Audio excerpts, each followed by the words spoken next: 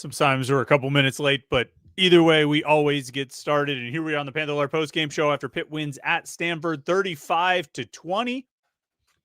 And we are live on the newly minted 5,000 subscriber Panther-Lair.com YouTube channel. YouTube.com/Panther-Lair.com crossed over the 5,000 subscriber mark yesterday. Thanks to everybody who made it happen. I know I kind of begged for it all week, but you guys stepped up. I really appreciate it. Give a quick shout out there. I might make you guys the shot of the game because I'm not sure there's anybody in this one. I have a couple ideas of who I want to make the shot of the game, but maybe I'll make it all the people who subscribe to youtube.com/Panther-Lair.com. Quick shout out to everyone there because we appreciate it. You guys, you did it. I was hoping we could. I thought there was a chance we could do it, could get to 5,000 by this game, and we made it. So thanks everybody for subscribing. All right, Pitt wins. Pitt wins 35-20 in a win that right before I started, I retweeted. Who did I retweet? Our good friend. I think it was our good friend Uncle Pitt says we are gonna. Expletive deleted, complain about this convincing win. And that's probably a lot of what's going to happen here. But let me tell you, I think a lot of people would probably agree it's better to complain after a win than to complain after a loss. And I think there are definitely things to take issue with from this game, this 35-20 win that saw Pitt go out to Stanford, win on the road with the time change and the West Coast and all of that, hold Stanford to minus 10 yards rushing, give up 336 yards passing, although there was 97 yards for Stanford on the final touchdown drive. How long did that take? About 3.5 minutes to go 97 yards against Pitt's backup. So that adds a solid 100 yards to Stanford's yardage total. Before that, they had 240 some passing yards. So, you take that with a grain of salt. We're not going to split hairs on that too much, but we will talk about this game. We'll talk about what we saw from Pitt's offense, Pitt's defense, not so much the special teams. There wasn't a whole lot to take there. You got a nice return out of Deuce Spann, a pretty solid punt return out of Raphael Williams. He did a decent job filling in there with Kenny Johnson, not really able to take that workload. Kenny Johnson played today when I did not expect him to. He caught 4 passes for 71 yards and a touchdown. Another strong game for him. He's now got 8 receiving touchdowns in his career. 3 of them have come in the last 5 games with Mason Heinchel as quarterback. Speaking of the aforementioned Mason Heinchel at quarterback, 304 yards, 3 touchdowns on 61% completion, and also 2 interceptions and 2 fumbles. Some issues there, some things to talk about there, not necessarily concerns with Heinchel's performance, but rather some of the things a little bit of concerns with Heinchel's performance, but mostly things that, concerns with things that he was asked to do and when he was asked to do them and the fact that he was even on the field at certain points. I think a lot of people have those same concerns and we'll certainly be diving into those. We'll talk about Pitt's defense and their inability to catch the ball. They just could not catch the ball until they could, and they ended with 3 interceptions off Bengal Branson, one of those going for a touchdown. Sean Lee Jr., the freshman cornerback, getting a pick 6 in this game. And then, just an overall stout defensive performance. I mean, this is not a good offense. Stanford's offense is not good. Bengal Branson is not good. I think he came into this game with 3 interceptions on the season. He threw 7 interceptions on the season. He threw 3 today.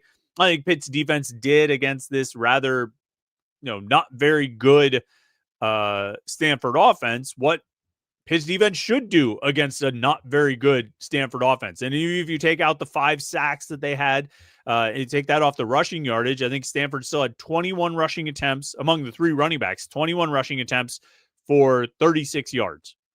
So, even if you don't count the sacks obviously got them to minus 10 yards as a team. Even if you don't count those, you still didn't have very much in the way of productive running against Pitt, which is the way you would expect it to be. You did have a tight end go off. Roush, number 86, had 8 catches for 104 yards. Some of those came on the final drive, but the reality is good tight ends are going to beat this defense. We've seen it time and time again. It's not really anything new. I'm guessing Notre Dame has a good tight end again because they always have good tight ends. And Miami seems to as well. I don't know about Georgia Tech. I haven't scouted them out too much. But, big picture, I mean, these are just some quick off the top of my head observations about this game. And obviously, we'll get into it even deeper. I'm just kind of spending the first few minutes here while we wait for people to join the live stream. Overall, Jakarian Turner, we should give him a quick mention before we get into anything else. 22 rushing attempts for 127 yards, plus 3 catches for 36 yards. So that's 25 touches for 163 yards. Outstanding performance for him today. Looking really good, playing in place of Desmond Reed. He got some big runs. I wondered at one point if Cade Bell would just write on his hand, like, middle, bad, outside, good. Like, just stop trying to run Jakarian Turner up the middle. Did you just stop? And if you do it every now and then, okay. But there were possessions where they ran it up the middle on first and second down. It's like you could have just taken a knee and accomplished the same thing. You got yourself into the same third and long situation. But they were pretty good at converting third downs. They ended up 6 of 14, but I think they were better than that. Through most of the game. They were 2 of 2 on fourth down. I forget. So, I mean, they're still perfect on fourth down with Mason Heinchel at quarterback. I want to get the exact number of where they're at. NC State, they were 1 of 1. Syracuse, they were 1 of 1. So that's 2 of 2 coming into today. Florida State, they were 3 of 3. So that's 5 of 5 coming into today. And then Boston College, they were 3 of 3. So they're 8 of 8 on fourth down with Mason Heinchel coming into today. They went 2 of 2, so they are now 10 of 10 on fourth down since Mason Heinchel became Pitt's starting quarterback. That's a pretty good stat and pretty good effectiveness, even though one of the fourth downs they converted today was Deuce Spann running out of the Wildcat, which incidentally, I think has worked every time. Like, the only time Deuce Spann running out of the Wildcat didn't work is when there was a holding penalty on that one at West Virginia. I think they only used it like one other time, but it worked.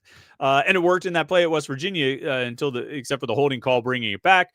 Today, Deuce Spann takes the snap on fourth down and runs 4 yards for a touchdown to put Pitt back in front. They were trailing 10-7 at that point. First play of the second quarter, Deuce Spann runs for 4 yards and gives Pitt a 14-10 lead. They never looked back again. Scored another touchdown before Stanford would add a field goal at the end of the first half. Third quarter was all Pitt, 2 touchdowns, 1 pass from Heinchel to Jake Overman for 14 yards. I believe that's Overman's first touchdown of the season. Just going to look that up real quick. I should have had this already ready.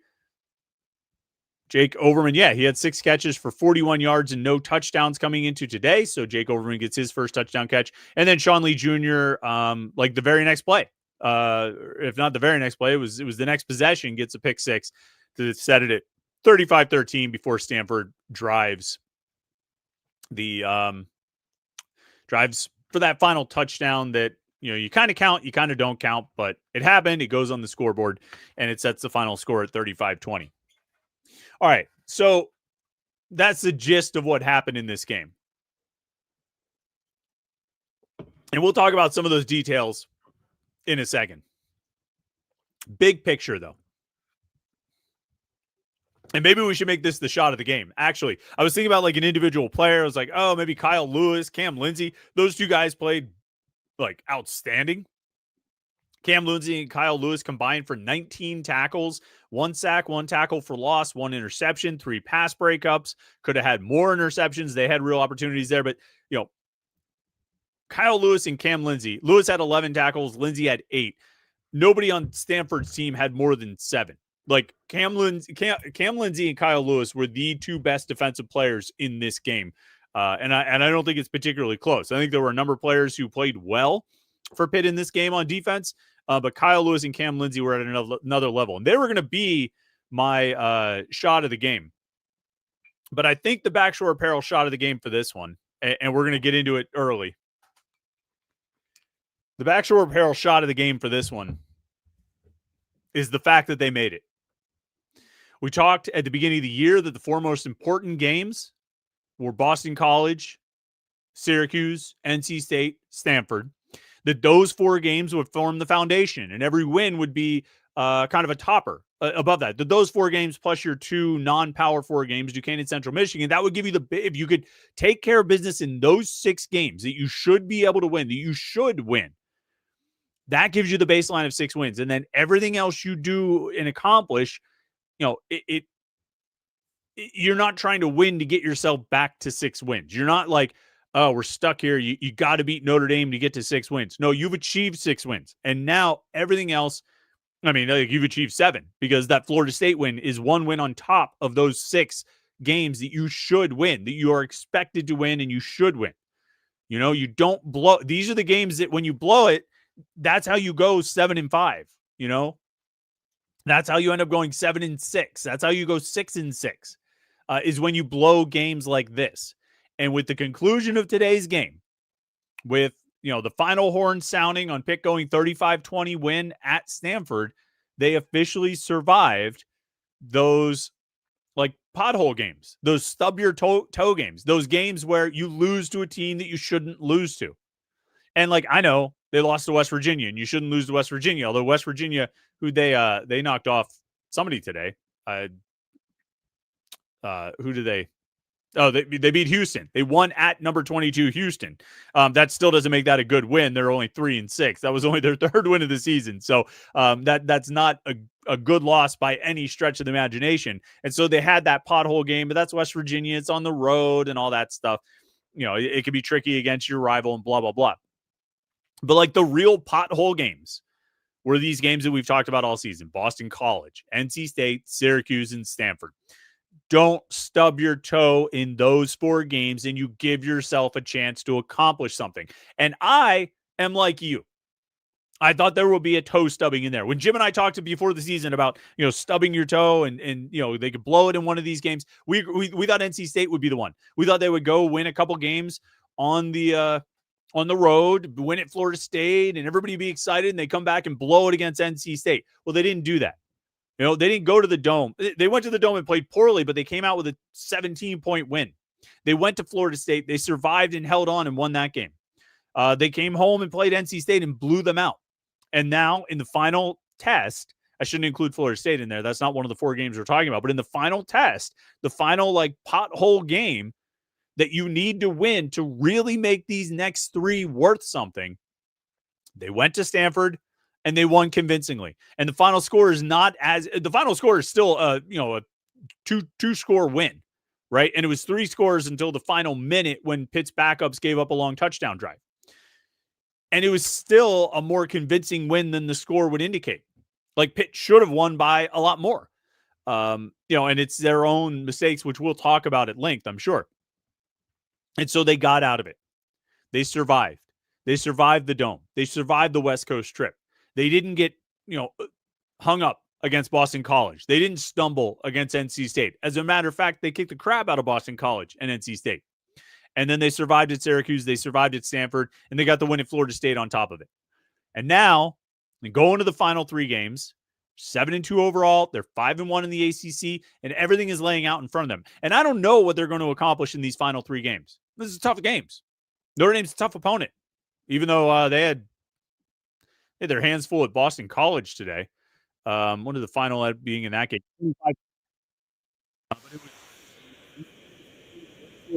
In the 4th quarter. So they had their hands full with Boston College, but that's a top 15 team, top 12 team. That's going to be a tough game. Georgia Tech is still, Georgia Tech right now, we'll keep an eye on this, is losing at NC State in the 1st quarter. But Georgia Tech's a top 10 team right now, an undefeated team. And then Miami is doing Miami things right now. They lost at SMU. They now have 2 losses. But those final 3 games are going to be tough. They're going to be a challenge. I don't know what's going to happen. I don't know if Pitt's going to win 1, 2, or 3 of those games or 0, right? Any of those outcomes is on the table. But what they have done so far is give themselves a chance to do something in those games. They've played well enough and won enough to make those games mean something. There's actually something riding on those games. And it's more the Georgia Tech and Miami game than it is the Notre Dame game. But if Pitt was going into this Notre Dame game at 5-4 or even 6-3, or certainly 4-5, it would not mean as much as it potentially does right now, as it potentially will. They've given themselves that opportunity. And that's huge because I've talked about this before. Like, how long has it been since we've seen November football that matters? 2000, it was, last year, things were slipping away in November. 2023, they were terrible. They only had like 3 wins, right? In November. 2022, they went 4-0 in November, but it didn't matter because they pooped the bed so much in October that they'd wasted any opportunity for things to matter in November. 2021. I mean, you have to go back 4 years for the last time November games mattered. And before that, you got to go back pretty far for November games to matter. Maybe 2018 prior to that. You want to be in a position where at the end of the season, the games matter. And right now, for Pitt, the games matter. So the Backshore Apparel shot of the game, for making the games matter, goes to Pitt. For pulling it off, winning the games they needed to win, and closing out these first 9 games in such a way to make those final 3 count.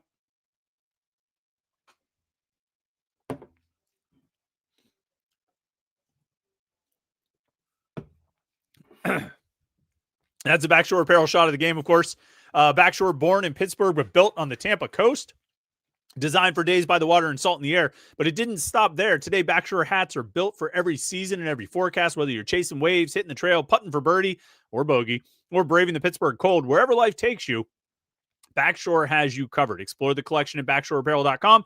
Backshore, coastal roots, all weather ready. And as we always say, our friend Mike, a Backshore, big Pitt fan, big supporter of Pitt athletics. He was an Alliance 412 member, big supporter of Panther-Lair.com and the Panther-Lair show. We appreciate him. Go check it out, BackshoreApparel.com. Let's get some comments and questions here from Pitt fans. Look, the chat is full. Like, you guys have been loading up on the comments and questions. We'll get to as many as we can here tonight. We've got plenty of time. But, of course, if you want to make sure we read your comment or answer your question, you can be a super chatter. Like Christian was. Christian says a win is a win, but we have to talk about the play calling late. Why are we having Mason run not once, but twice? It's almost incompetence. I don't know if it's incompetence, but it's not a good idea. I could say that. Like, when I look at, there were some things that really were questionable here. So Pitt is up, 35-13, right? And they get the ball. They make a stop on 4th down. This is in the 4th quarter. 10.5 minutes to go. They get the ball at the Stanford 49. Jakarian Turner gets a carry for 3 yards, and then he takes a 28-yard swing pass for, big gain to the 18. And then, not even this one. That was an interception in the end zone, but that's not even the interception in the end zone that I wanted to talk about. It was in the 3rd quarter. Where Pitt got the ball at the Stanford 43. They get a holding call, but then they throw their way out of it and end up getting some big plays. They get a pass interference, and they got the ball 1st and goal at the 9. And they hand it off to Turner, and he runs for 8 yards, and you're at the 1. You're 2nd and goal at the 1. You've just gotten an 8-yard run. What's the obvious thing to do here? You're up 3 scores, so it's not like you need to get all that, bogged down in strategery. Just hand the ball off. But instead they run it. A friend of mine texted me and said, that reminds me of the Louisville, it said they pass it. And a friend of mine texted me and said, it reminds me of the Louisville interception. And it wasn't the same play, but it was the same bad idea. Mason Heichel scrambles out, tries to throw to Deuce Spann, throws it right to the defender. It's picked off. The other interception, it was the right idea. I think Max Brown was right. He just needed to throw it sooner. He kind of waited like a beat too long before he threw to Raphael Williams. He had Williams open, but because he waited a beat too long, I don't know if he was waiting for Williams to get into the end zone or just hesitated or just didn't, recognize it as soon as he should. It ends up getting picked off, but bad decisions. And then you get down with some of this play calling here. After that interception, the second one in the end zone, Pitt's defense forces a 3-and-out. Another strong performance from Pitt's defense. Nate Temple gets a little Temple the dog action with a big tackle for loss, and Pitt gets the ball back. First play, Jakarian Turner goes 37 yards. Then he gets 1 yard. Heinzel throws to Justin Cook for 5 yards. And then on 3rd and 4 from the Stanford 27. The Stanford 27. So you're in Trey Bukowski's range here. You call, I guess it was probably a read play, of whether you're going to pitch to the running back or the quarterback runs it. You're up 3 scores in the waning minutes of the 4th quarter with your star freshman quarterback still on the field. And we could have a debate about why he's even on the field at that point. Shouldn't it be Eli Holstein playing? But okay, you've got him on the field now. And you call a play that, some element of it is the quarterback running and presumably taking a hit, which he did.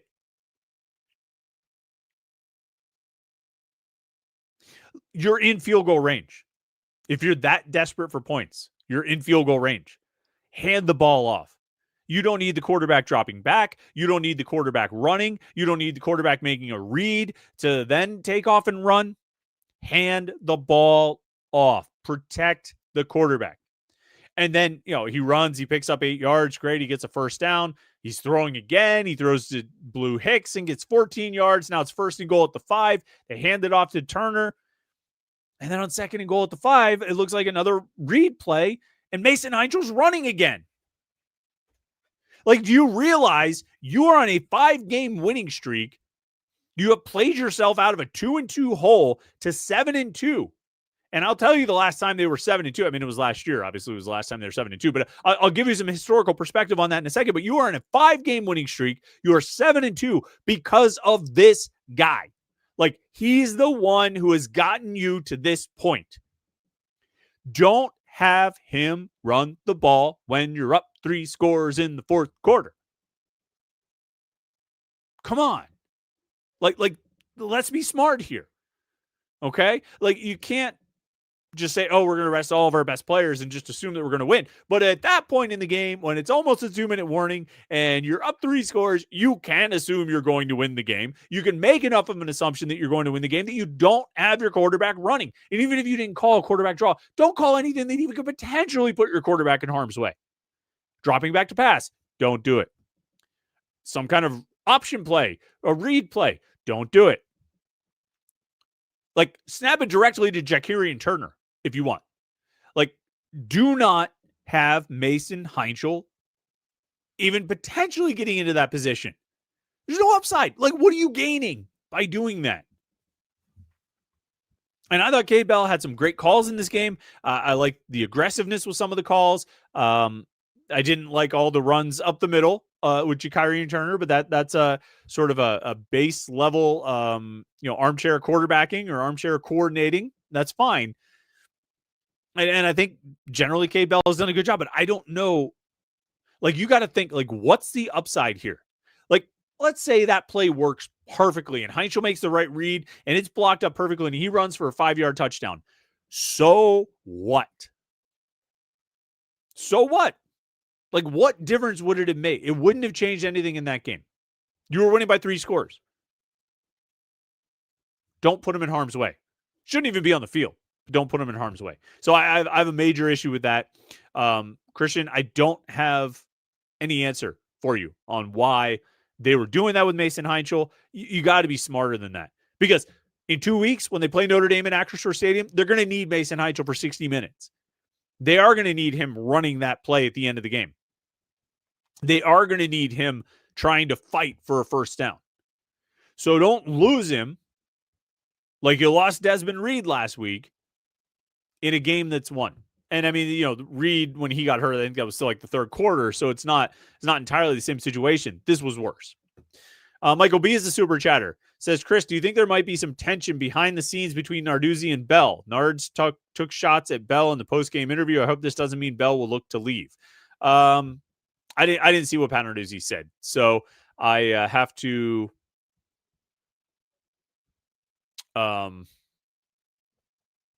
I got to defer on that question. I mean, we'll look for the post-game comments and we'll see. I didn't see, even if it was on the post-game, on TV, I had to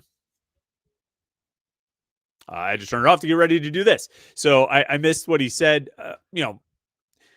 It's always a learning process. Everybody's trying to get better and everybody's trying to, improve. Hopefully, Cade Bell learns from this process to not put Mason Heichel in those positions.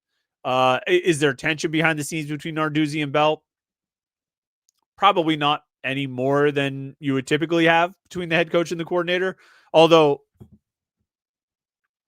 like, Narduzzi should definitely respect the fact that the coordinator is a big part of why the team is at the point at like where they've gotten to. You know what I mean? That they're 7-2 overall, that they're 5-1 in the ACC, that if they don't entirely control their destiny here, they're pretty close.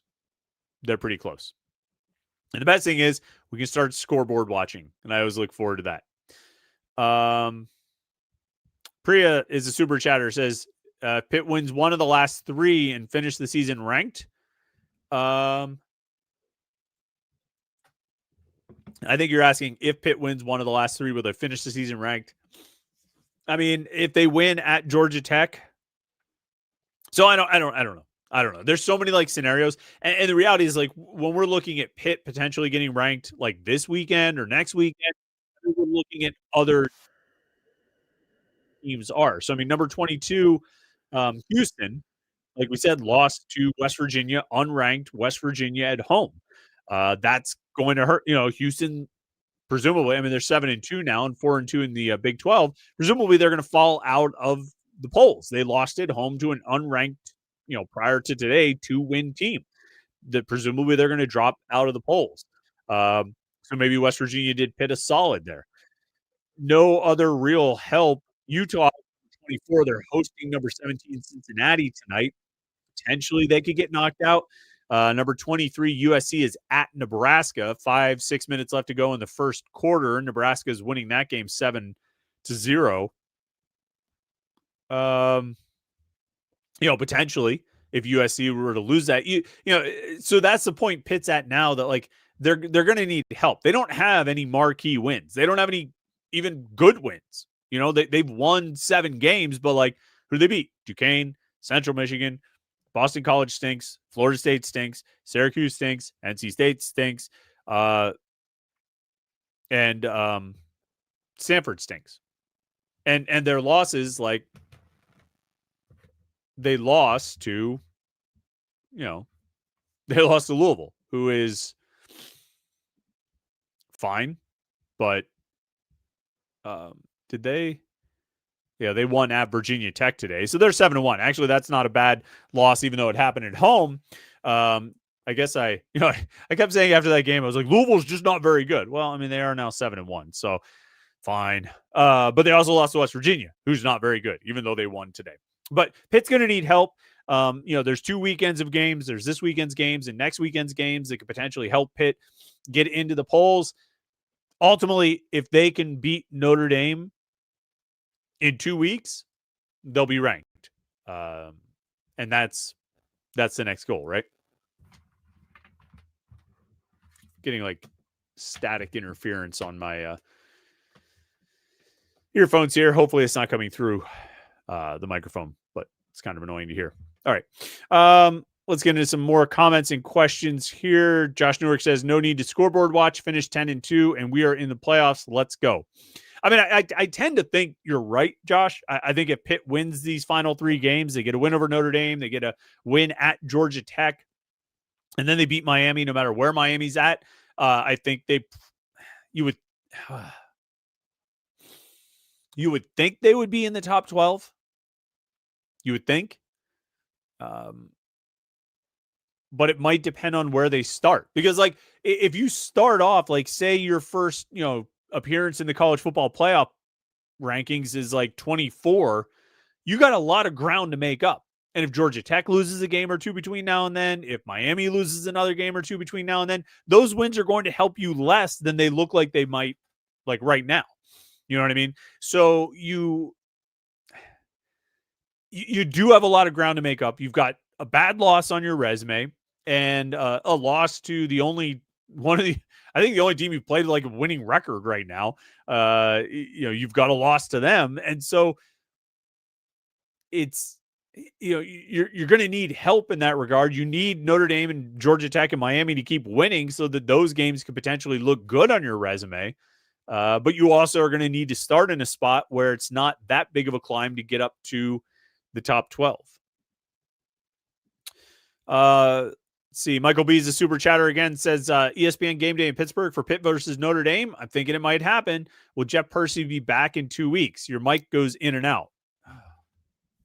So I am having trouble with my mic. I'm sorry about this. Let me see if there's anything I can see if anybody else is commenting on it. I apologize for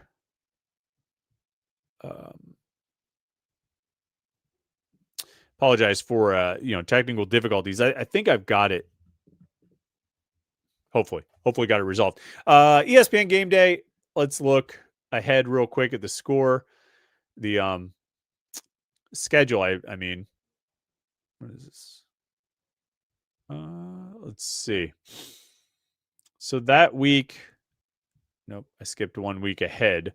Current top 25 teams. I'm in Minnesota's at Oregon. That's already set. Oh, that's a Friday night game. Never mind. What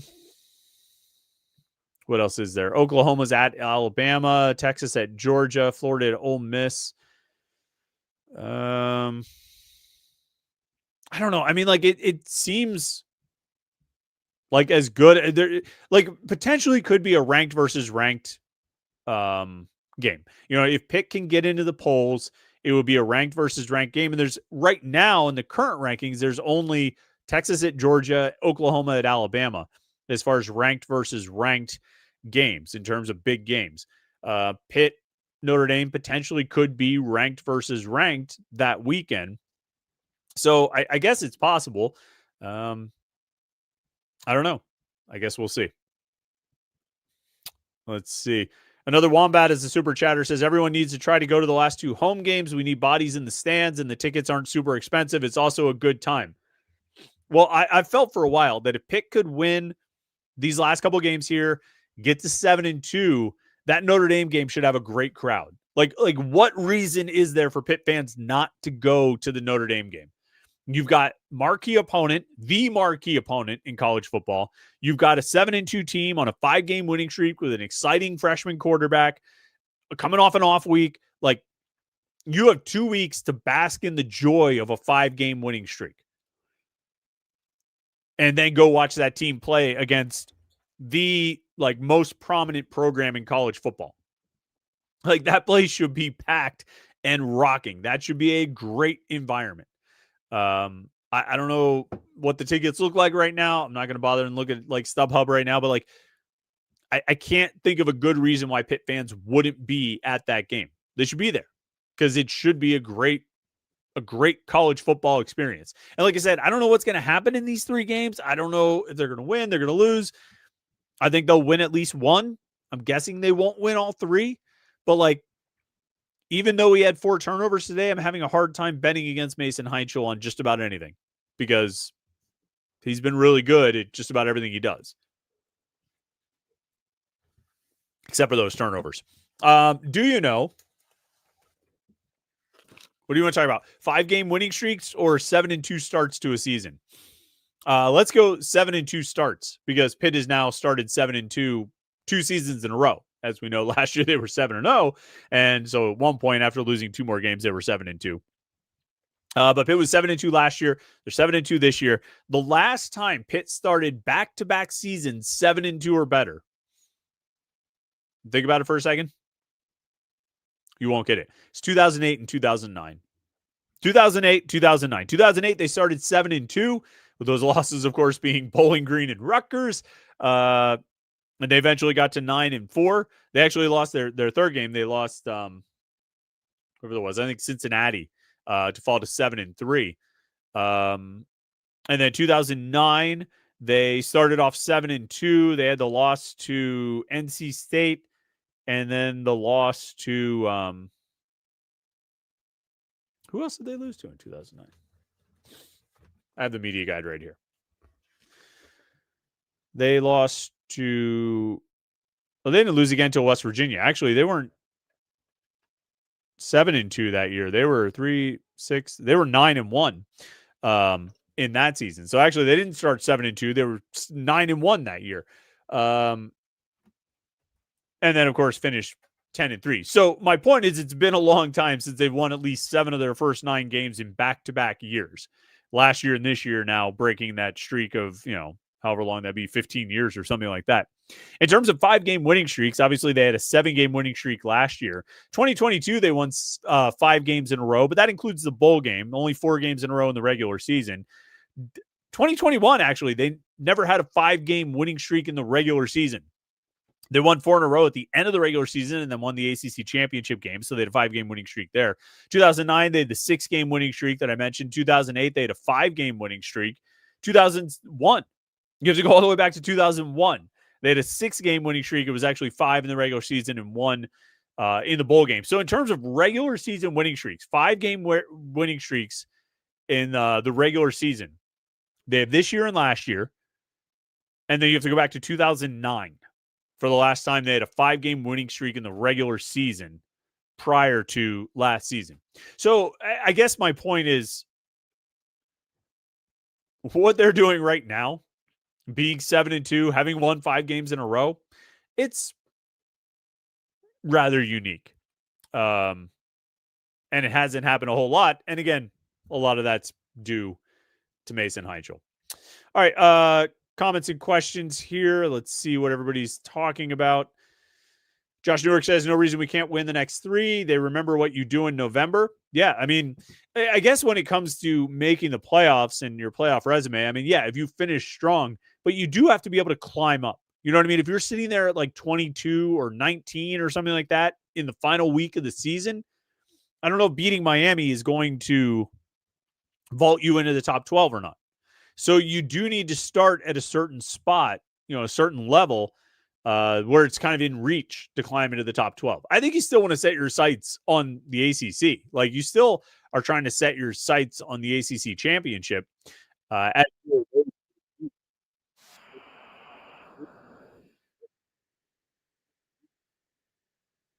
SMU had lost because SMU has 1 loss right now in conference play. Miami had 1 loss, but Pitt would control its own destiny at getting to play Miami. And Virginia, it could have used Virginia losing. Virginia went to Cal and won 31-21. Louisville, who has the tiebreaker advantage over Pitt right now, both teams having 1 conference loss. Louisville won as well. So Pitt didn't really get any of the results that it would have needed or would have liked to have had. Georgia Tech's losing at NC State right now in the first quarter.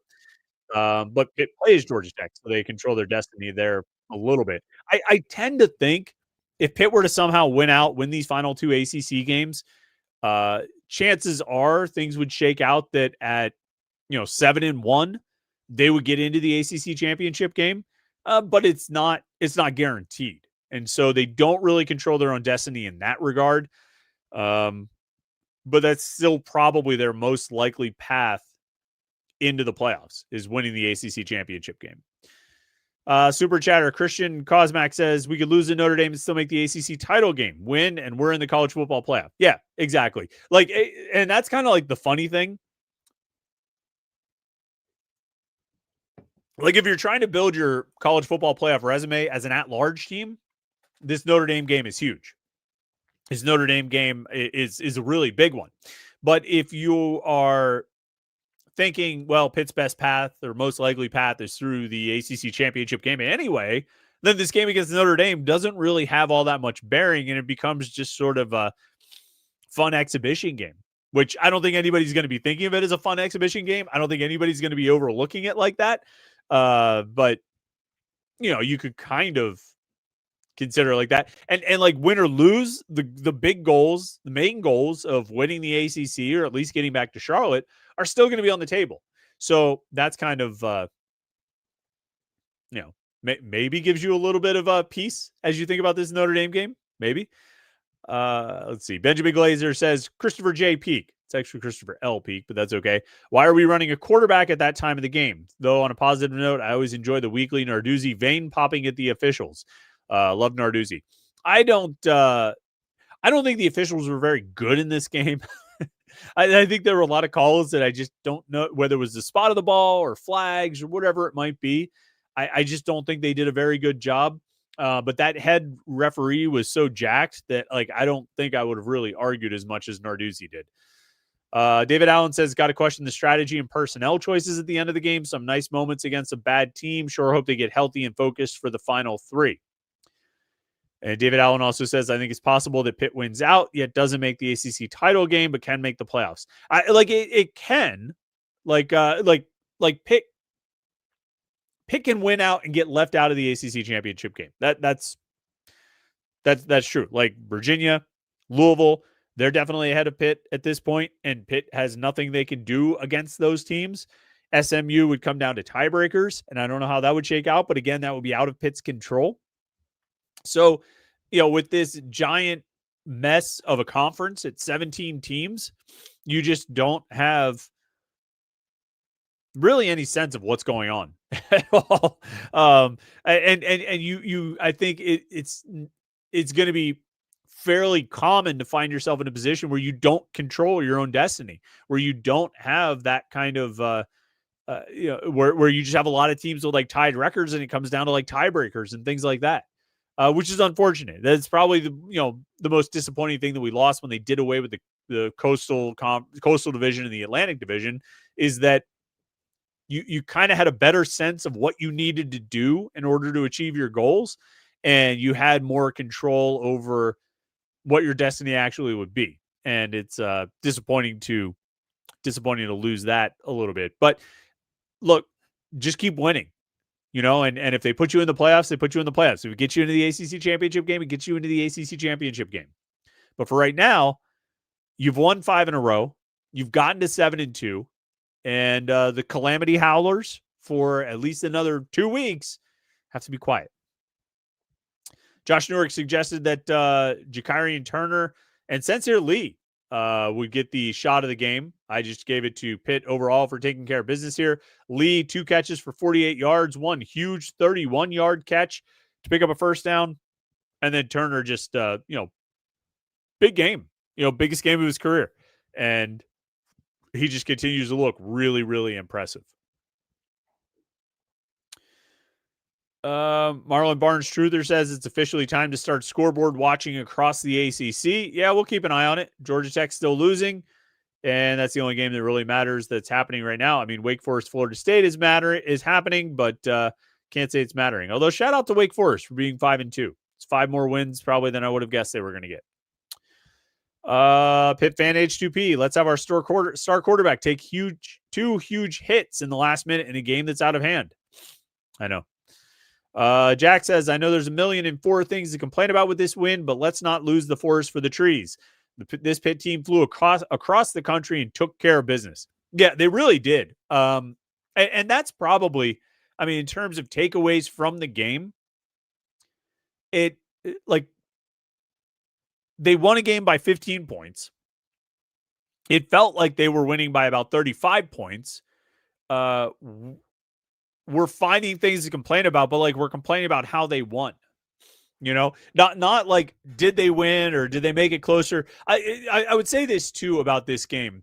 If there's an upside, I think this game is going to give the coaches and the players a lot of things to look at and say, okay, we can't do that. If an interception hits our hands, we have to catch it. If it gets tipped in the air and it's just right there for you, you have to catch it. That's a crucial play. That one that Braylon Lovelace dropped, you've got to make that interception. You gave up this 53-yard pass to the tight end. That's going to happen. It's part of this defense. They just give up those plays. But you've got a chance to get out of it without giving up points if you catch the interception. This quarterback, Bengal Branson, put the ball in jeopardy so many times, and Pitt needed to come down with more of them than 3. It was actually a little bit disappointing that they only had 3 interceptions. I think Kavir Baines-Marquez had his hands on one. Rashad Battle had his hands on one that ended up, poor Rashad Battle, tips the ball, it gets caught, and the guy runs for a 35-yard touchdown. But you've got to make those plays. You've got to finish those plays because against a better team, you're not going to be able to get away with it. Against a better team, you can't throw 2 interceptions in the end zone and get away with it. Against a better team, you can't fumble twice as a quarterback and get away with it. And like, I think both of those interceptions were learning moments for Mason Heinchel. I think he'll learn from those. I think he'll be better for those. I don't think he'll make those same mistakes again. And so I guess if you want to look for an upside, a silver lining, you could say, well, they did these things against a team that they were able to still beat by 15 points despite, 4 turnovers and like at least 2, if not 3 takeaways left on the field. That's huge. Like that's for, as many as like 7 possessions that should have gone the other way than what they did. So I guess you could look at it and say, all right, they're good enough that they're able to do this and get away with it against a lousy team. But they've got 3 very much not lousy teams coming up here to finish the regular season. They can't do this again. And so, if they take the next 2 weeks and they learn from this and they get better and they improve and they don't make these same mistakes again, then they'll be okay. But they need to learn from this game. And you can say like, well, it's game 9. Like, why are they still having these kinds of issues? I mean, it just happens. And I felt all week like this game might be the kind of game that like they're going to go across the country. They're going to play a different time zone, different situation. They just need to survive this game. They just need to get through it and come home, with a 1-point win or a 50-point win. It doesn't matter. Just survive it and get out of there and get home with a win and get to 7-2. Kind of like they did at the Carrier Dome or the Dome, whatever it's called now. Against Syracuse, and they won that game by 17. Sort of the same, like a similar kind of situation. Different games, different circumstances, different mistakes. Similar situation. Just survive and come home with a win. They're going to enter a stretch of games here in November that you can't just survive. Like you are going to have to go out and win these games, and not just by virtue of being a better team. They've been a better team than Syracuse. They've been a better team than Stanford. They were a better team than Boston College and NC State, and it showed. But these games on the road, and maybe there's a home road difference. I don't know. Like I don't always put a lot of credence in the home road thing, but if you look at Mason Heinchel, 5 career starts, I mean, his 2 best starts have been games at home. His 2 worst starts have been games on the road with Syracuse and Stanford. And I think you could probably make a case. Florida State. Let me see. Just bring up his stats here real quick. So, yeah, he's thrown 5 interceptions this season. All 5 have come on the road. No interceptions against Boston College, none against NC State, 2 at Florida State, 1 at Syracuse, and 2 today. So 5 interceptions in his career, and they were all on the road. I think his fumbles, too, because he had 1 fumble at Florida State that they recovered, and then he had the 2 fumbles today, again, happening on the road. I always hear, like, home road talk. I listen to a lot of fantasy football podcasts, and they talk about, Daniel Jones home, Daniel Jones a road. And I'm like, well, yes and no. That's a dome. Maybe there's a difference there. But like Mason Heinchel, even though he's thrown for 300-plus yards in 4 out of his 5 starts, there's not like a home road difference there. But there is with the interceptions, where he's thrown an interception every road game so far that he's started. And he's got 5 over the course of those 3 games and no interceptions at home.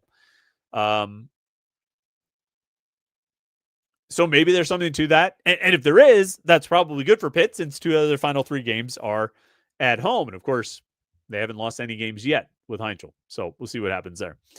Matthew Spears says Sean Lee has been impressive all year. Yeah, Sean Lee has played really well. And I'll tell you who else. Like Cam Lindsey had a heck of a game today. Made a lot of big plays. He hit a pass like early in the game, maybe on the first or second drive that, and I think Max Brown pointed this out, the pass was off target. And so it ended up being incomplete. If it was on target, he might have had a pick 6. Like he definitely would have had an interception because he covered it perfectly. I think there was like a bigger play that he did give up where he was probably out of position on it. Still those freshman mistakes. I think, you could look back at last week with the long touchdown run and the trick play touchdown they had. I think he was probably a little bit out of position on those, but that's, redshirt freshman playing extended snaps for the first time. I think he played every snap tonight until the final the final drive. I think Cam Lindsey was out there every snap. Same for Braylon Lovelace and Kyle Lewis. But like playing extended snaps, more snaps than he ever has. And, I think learning something on every snap, and he keeps getting better and better. Kyle Lewis, Cam Lindsey is who I'm talking about, had, 8 tackles today. He had 4 last week against NC State. He had 7 at Syracuse. And so, in his, growing career, he's got 19 tackles over the last 3 games when he's been playing like regular snaps. I think he's got 3 or 4 tackles for loss in that span. He's got a sack in that span. Plus, he had a sack earlier in the season. Cam Lindsey's been a revelation. And I think the future of the linebacker position looks really good with him playing like that. Scott Martin says Pitt has so many nice young freshmen. Yeah, there's no question about it. Sean Lee looks awesome. Kyrian Turner looks great. Bryce Yates. Bryce Yates, they had a play that was called back. That really nice pass to Bryce Yates. It was called back. It would have been a decent gain, 20 or 30 yards, but it came back on a holding call. But like, great route, great throw, great catch. Just a really well played passing play. Tony Kinsler got some extra run today. Obviously, Heinchel's been really good. They got some young talent on this team. No question. Michael White says good teams win, great teams cover. I think Pitt has covered every game since Mason Heinchel became the starting quarterback. Does that sound right? Sounds right. Michael White says 5,000. Let's go. Cheers to you, Michael. We got over those 5,000 subscribers. Hopefully this isn't such a bad postgame show that people are unsubscribing, but we're holding steady at 5K. So thanks to everybody who did it. Daminal says too many turnovers on the West Coast. No question about that. Fast Tracker says stop whining about the play calls. It's the quarterback's fault. I mean, like, if I was Mason Heinchel, I would not be running the ball at all. If those are read plays and he's got an option, I would be handing it off or throwing it away every chance I've got. Like the interceptions in the end zone. Yeah, those are on Mason Heinchel. You could, you could say that maybe the play calls are not good decisions, but those were bad plays by him. If he's going to execute those plays, he needs to do a better job. The first interception, he should have just thrown it away. The second interception, he should have thrown it sooner when he had Raphael Williams open, which would have been a touchdown. He didn't need to wait. But,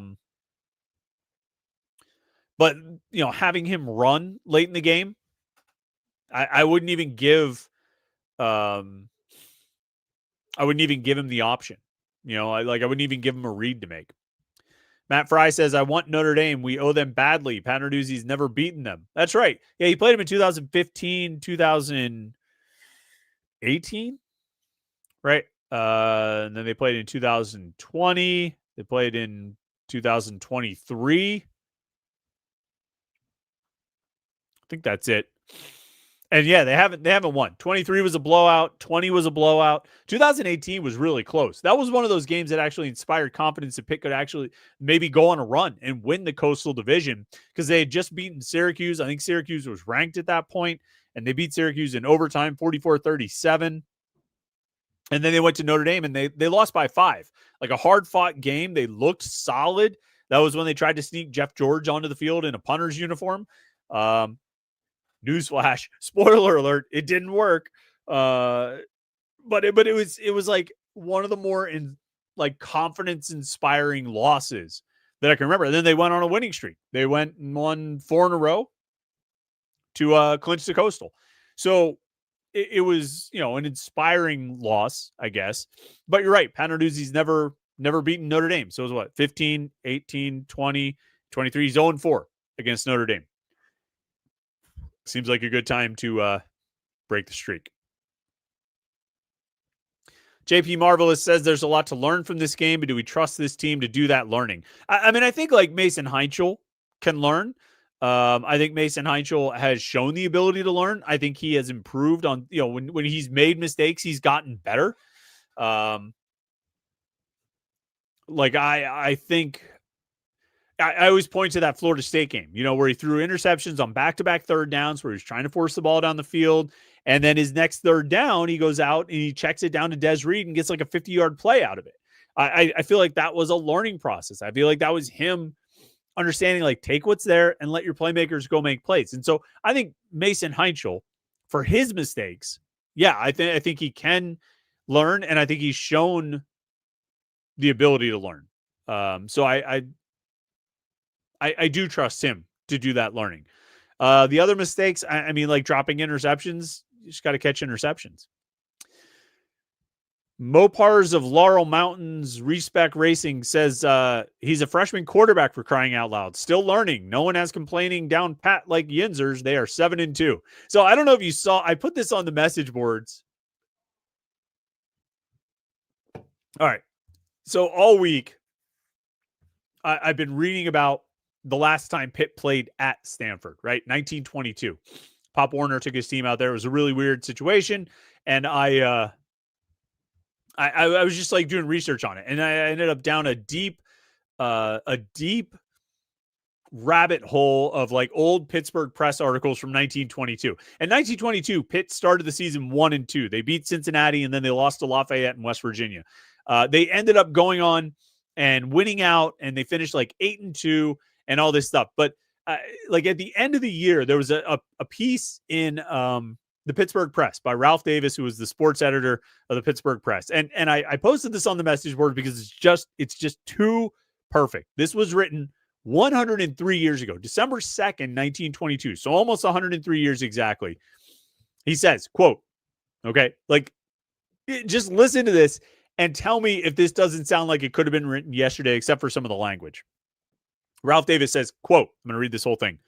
When Pitt was beaten by Lafayette, there were few who could see anything short of disaster ahead of the Panthers. They'll be lucky to beat Geneva, said some of the wiseacres who figured that the backset suffered at the hands of the Estonians would demoralize the bunch and make them easy marks for the strong opposition they were up to go up against. When this defeat was followed by another beating at the hands of West Virginia, the Calamity Howlers raised their wail to a shriek and foresaw sure disaster. Like, is that not exactly what, like, fans have just been fans forever? Because after the loss to West Virginia and Louisville this year, there was plenty of talk of they'll be lucky to beat Boston College. Incidentally, like in Ralph Davis's thing, they'll be lucky to beat Geneva. That year they beat Geneva 62-0. And after the Louisville game, it was they'll be lucky to beat Boston College. They beat Boston College 48-7. They'll be lucky to win another game all year. After the West Virginia and Louisville games this year, the Calamity Howlers, to take the phrase from 1922, the Calamity Howlers were saying they'll be lucky to win 4 games. They'll be really lucky if they can squeak into a bowl game. My point is not to like call people who foresaw sure disaster after those 2 losses. My point is, as you said in your comment, no one has complaining down pat like Yinzers. The point is that like fans have been like this forever. December 2nd, 1922, well before the advent of message boards and social media and and sports talk radio and all of the instant reaction that we have nowadays, long before the, youtube.com/Panther-Lair.com got 5,000 subscribers and did these post-game shows, people were overreacting to every loss. And they lost to Lafayette, who was coached by Jock Sutherland at that point. Oh, by the way. And then they lost to West Virginia. They'll probably never win another game. They'll be lucky to beat Geneva. 103 years later, we're still doing the same thing, man. It's just funny. Like I put it on the message boards with the headline, "The More Things Change." And we all agreed that Calamity Howlers is just fantastic. And we're going to keep using that as much as we possibly can. I might rechange it to Panther-Lair.com. Oh, man. All right. Caniac 1230 says it says a lot to win by multiple scores on the road when you don't have your best players. Yeah, things need to be cleaned up, but you can't complain about being 7-2 heading into Notre Dame. I mean, that's the thing. And I have to think, like, any complaining we've got right now is done with, like,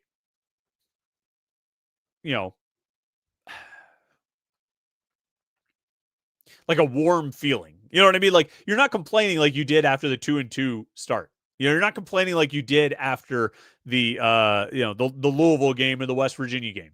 You're complaining and saying, the 7-2 team should have gotten to 7-2 by a better score, which is not the worst thing. And you're complaining about Mason Heinschel, throwing 2 interceptions and fumbling twice. He still had 300 and 4 yards and 3 touchdowns. You still had a freshman running back put up 163 yards of offense on 25 touches. You're still complaining about an offense that put up 466 yards. So went 6 of 14 on third down. It's 10 of 10 on fourth down since Mason Heinchel came in. It's like you're complaining about things because it's probably one of those things where like you see the potential to be better. You see the potential for this team to achieve at a higher level. And so, you're sitting back like, well, why didn't you do better at this? All the while understanding it's pretty good to be 7-2. Super chat came in here from Bill Florian, says, if Pitt runs the table and doesn't get into the ACC championship game, do they get into the playoffs? I don't know, Bill. I mean, like a lot of that is going to come down to what happens around them. A lot of that is going to come down to where they are in the first college football playoff ranking. Just like they're, it's hard to predict if they'll get into the AP poll, just depending on what happens around them. It's hard to predict an at-large bid. You don't know who's going to win or who's going to lose, over the month of November. You have another month of college football games, and there's a lot that can happen. There are a lot of teams that could have surprise losses. Miami has seemingly gone in the tank now with 2 losses, and pretty much talked themselves out of a play. Well, that's the thing though. Like some people are saying like, oh, Miami's, sliding out of a potential playoff spot. But we're talking about Pitt almost playing itself into a playoff spot. They both have 2 losses right now. But I guess the difference would be Pitt is on a winning streak and Miami is not. So do they get in the playoffs as an at-large? I don't know. Like if they finish 10-2, they'll have home wins over Notre Dame and Miami, and they'll have a road win at Georgia Tech. And those will be their 3 best wins. Now, they came at the end of the season, so they're ending the season on a high note. But they don't really have much else on their resume. And if they don't get into the ACC championship game and win themselves in, I can't say they won't make it, but I don't think it's a guarantee. Like, I don't think they control their own destiny unless other cards fall. You know what I mean? So we're scoreboard watching today. We're scoreboard watching in the top 25 because, number 22, Houston won. 21, Michigan is only up a touchdown against Purdue at home. Number 18, Oklahoma is losing at number 14, Tennessee. Number 23, USC is losing at unranked Nebraska. Like we're going to scoreboard watch these games because, Pitt's wins on their own are probably not enough to get them ranked. They're not enough to get them to jump over some of the other teams that are ranked in the 20 to 25 range. But if some of those teams lose, then a spot could potentially open up for Pitt. So, when we talk about either the AP poll or we talk about the college football playoff rankings or we talk about an at-large spot in the playoffs, we have to think about like what happens around Pitt because that matters not as much as what Pitt does, but it matters a whole lot. Let's see. Trying to get back to where I was in the comments and the questions. Let's see here. Byron Nelson says Stanford had a good home record. Yeah, they were undefeated at home. They were 3-0 at home, but they had beaten like Boston College, Florida State, and San Jose State. So like they were undefeated at home. They hadn't really played anybody at home.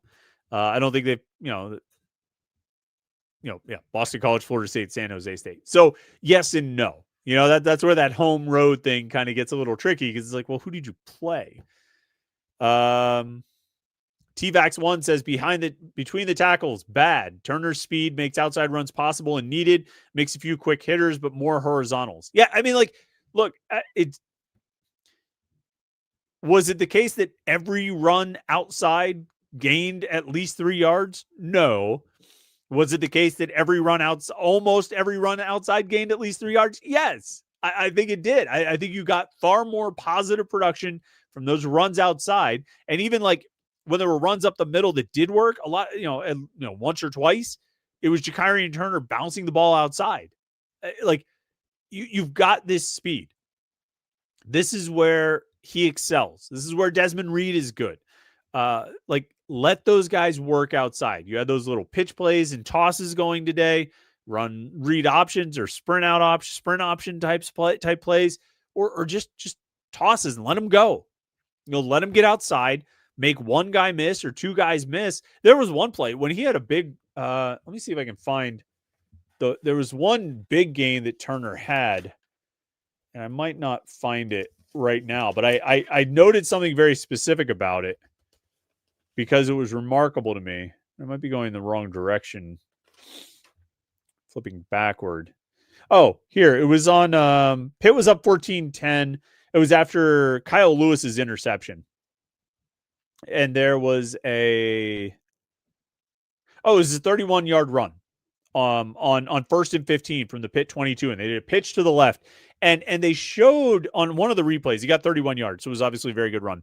But they showed one of the replays from the end zone camera.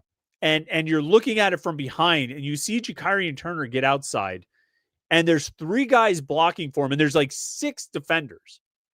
So, like, the numbers are not in your favor, and he still made the play and got 31 yards. That's the kind of runner he is. And then, like, the next time they give him the ball, it's 2nd and 10, and they hand it off up the middle, and he goes for 1 yard. On 2nd and 10. Come on, man. Like, your running backs, your guys have strengths. There are things your guys are good at, and you need to do more of those and less of the ones that they're not good at. And not only are they better at running outside, your O-line's not that great at blocking for runs up the middle. And it's going to be even tougher when you go against Notre Dame. So do what you're good at. It doesn't seem that crazy. Let's see. Grant Sakuda says, who would have guessed we would be 7-2 after the first 4 games? We just covered a road game on the West Coast playing average at best. Get ready to fire up those November tailgates. We are in this. I mean, that's the thing. That's the thing is like, you went to Stanford. I forget what they were favored by for that game, but they covered. They won by 17. This game, I think they were favored by 13.5. They win by 15. Like I said, I think they've won. I think they've covered every game Mason Heinzel has started so far. So, like, they're taking care of business. And there have been 2 games where they did not play their best game. They didn't play their best game today. They didn't play their best game at Syracuse, and they still not only won, they covered. There's something to be said for that. Michael Balseric says if Pitt can get Des Reed back healthy, they can make a run. Yeah, I agree. Let's see. PG Jeans says Panarduzzi and his staff need some kudos for player identification, getting young bucks that are producing. I mean, look, we talk enough about recruiting on this podcast and on the website and everything like that. Like, we've certainly talked about this staff's ability to identify players who fit what they want to do on both sides of the ball, and then developing those guys and identifying the guys whose physical skills fit what they want to do on both sides of the ball. And then also identifying guys who are going to be able to learn the offense and defense, adapt to the offense and defense, and get good at the offense and defense. They are really good at that. And, Kyle Lewis is a great example. Cam Lindsey is a great example. Braylon Lovelace is a great example. Rasheem Biles is a great example. Sean Lee is a great example. Cruz Brookins is a great example. Kavir Baines-Marquez is a great example. And I think you find these guys on offense as well. Some of these lower rated, overlooked, and Cam Lindsey wasn't underrated.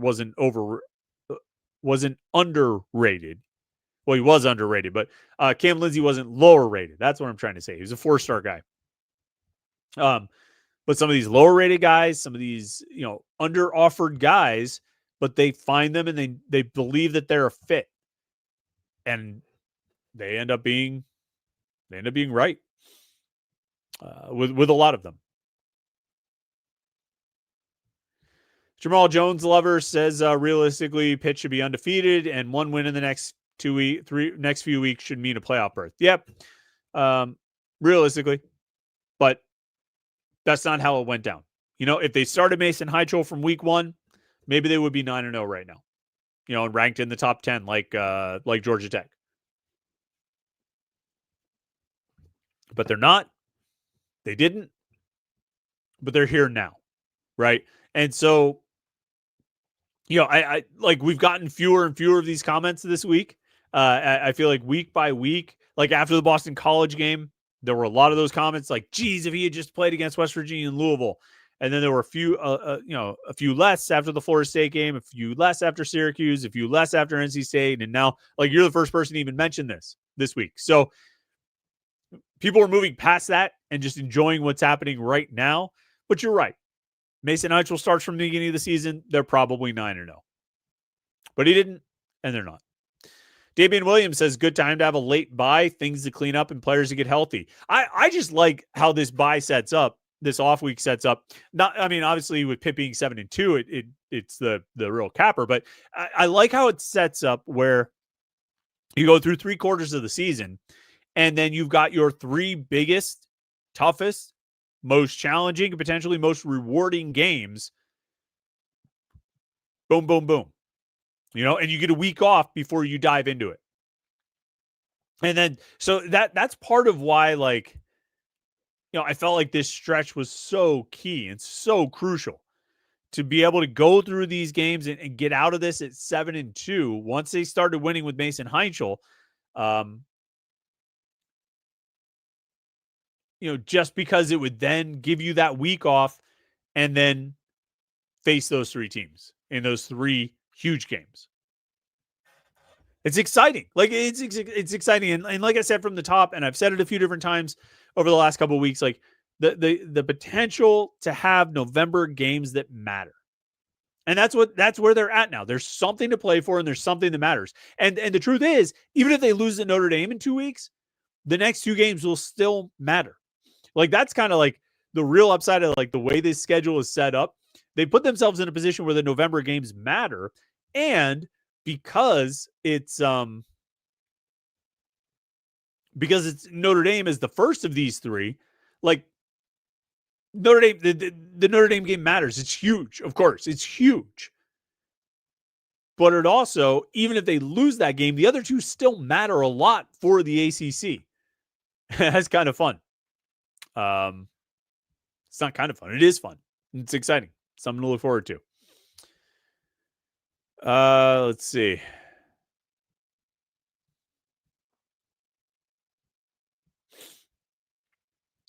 Just scrolling through here.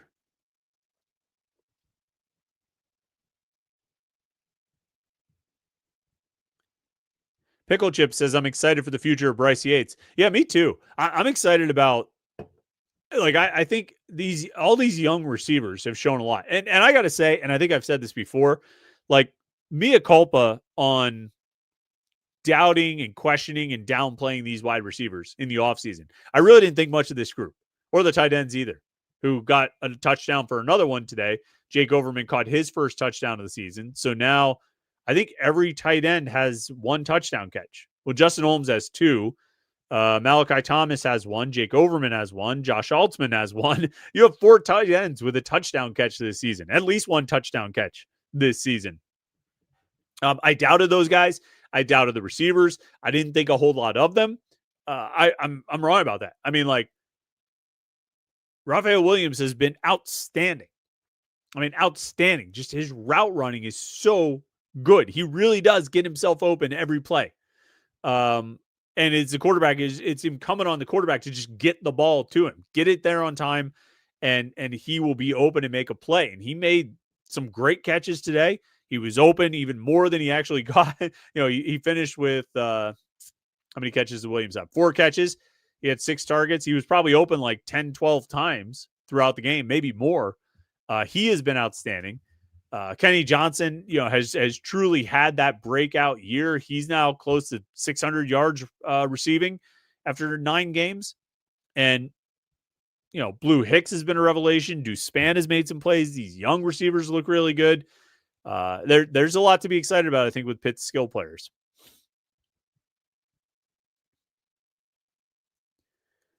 Let's see. Jamal Jones Lover says, I love Jakiri and Turner, but I feel we should utilize Juelz Goff more. What do you think? I think with Turner, like, I think Goff is a good player. I think he's really good. And I think I think he can do things to help this team. I think he can help this offense. He can help, move the ball. But you have to find those guys with the upside. You have to find those guys who can make big plays for you. And that's Des Reed.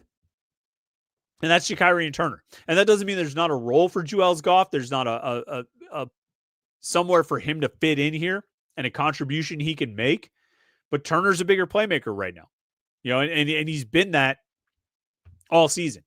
And so I understand him moving ahead of Juelz Goff. I don't understand Justin Cook playing ahead of Juelz Goff. I know Pat Narduzzi talked about him earlier this week, and that seemed intentional, and Cook, got the work. I would wager that he probably got more snaps than Goff. I think Goff is a useful player. I think they're going to need him, particularly if Des Reed gets hurt again. But Ja'Kyrie and Turner is clearly the second best back on this team. And he's he's the most productive back on this team. He leads the team. He led the team in rushing coming into today. He had 272 rushing yards. Des Reed had 266. And you add in today's, 127. He's, almost, 399 rushing yards. Whereas Des Reed is at 266. So, Ja'Kyrie and Turner has been, for all intents and purposes, the most productive running back on the team. Let's see.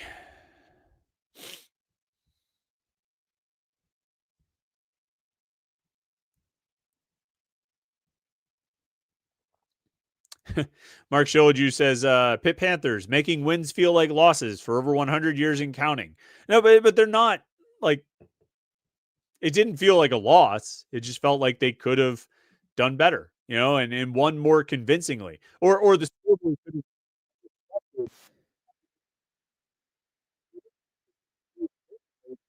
final score didn't really reflect it. Let's scroll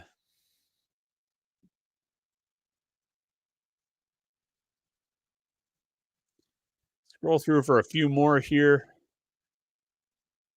Alan Olive says this team's sloppy. They are. They're prone to mistakes, but they also have a flair for the dramatic, and they seem to make some big plays.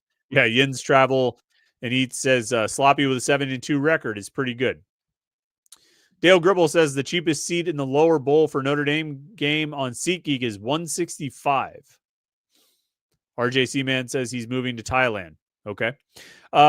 Super chat comes in from Jack, says, I refuse to what if this team. Imagine the Calamity Howler Monkeys reaction if Pat Narduzzi had announced in August that he's benching Holstein and starting our third string true freshman. Riot in the streets. Yeah. Look, I understand why Eli Holstein was the starting quarterback to open the season. I mean, he got you to a 7-0 start last season. He got hurt. He ultimately was 7-3 or Pitt was 7-3 in games that Eli Holstein started. He got hurt, and his injury was one of the reasons that they lost 6 games in a row.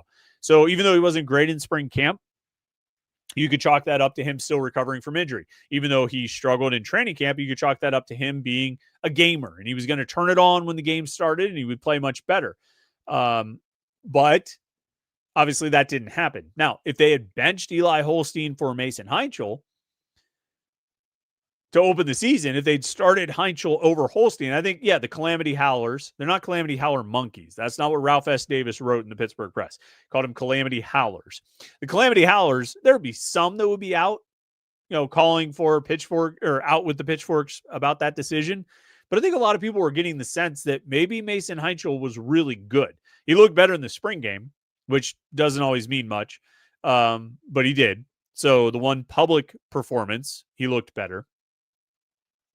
And so I think some people felt optimism about him in that regard. And then they also didn't feel great about some of the things they saw from Eli Holstein last year.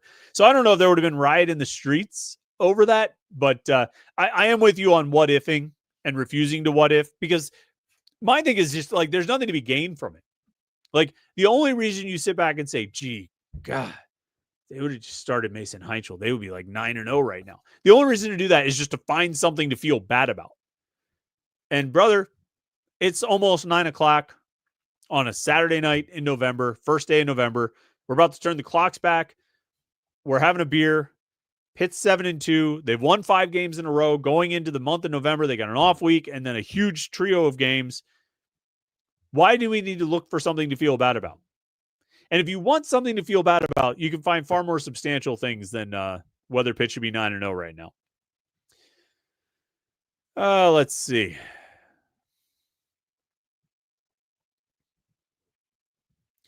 Just kind of scrolling through, see what else you guys have to say. You're saying my mic works fine. That's good. That was a little while ago.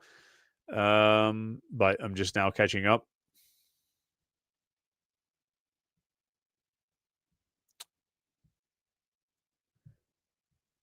Let's see. RJ Seaman 38 says Mason Heinchel was awesome in spite of Cade Bell. No, I mean, Cade Bell's calling those plays. Like, Mason Heinchel's doing a great job reading the defense, getting the ball to the playmakers.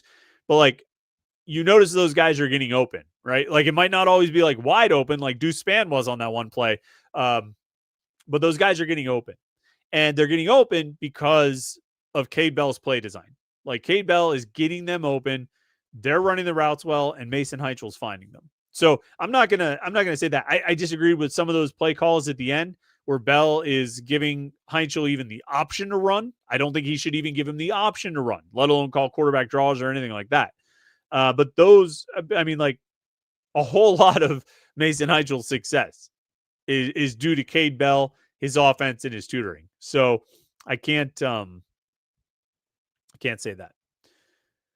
Let's see.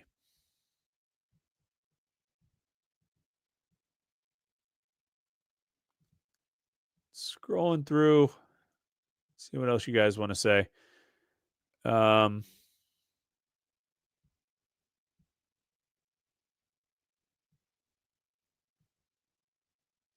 think we covered most of today. Is there anything else? Let me look through the stat sheet real quick. Kenny Johnson, Raphael Williams, Justin Holmes had 4 catches each as the leading receivers. Johnson and Williams scored rushing or receiving touchdowns. Jake Overman had a receiving touchdown. Deuce Spann had a rushing touchdown out of the Wildcat. That was a big play for Pitt. Penalties, bit of a penalty issue again today. 10 penalties for 94 yards, 10 accepted penalties for 94 yards on Pitt. 7 of those on offense, 2 on defense. I think, 2 on defense, 1 on special teams. Actually, 6 on offense because 1 was a delay of game on the punt. I don't know why they did that. That didn't make any sense. I'm not sure why they took that delay of game. But, penalties were a bit of an issue. Too many personal fouls and unsportsmanlike conducts. There was 2 personal fouls, 1 unsportsmanlike conduct. You don't want to have any of those. A couple of holding penalties, 3 holding penalties called, but only 2 accepted. Pass interference on offense, which I thought was a dicey call at best, ticky-tack call on Blue Hicks at best, but I guess maybe by the letter of the law, it was a penalty, which is unfortunate because that overturned or that canceled out a pretty nice gain for Jakirian Turner in the passing game. 1 false start. When everybody didn't seem to be set. That was another thing today, I guess, and maybe this will be one of my final thoughts on this game. They did seem a little disjointed. They seemed a little disjointed. I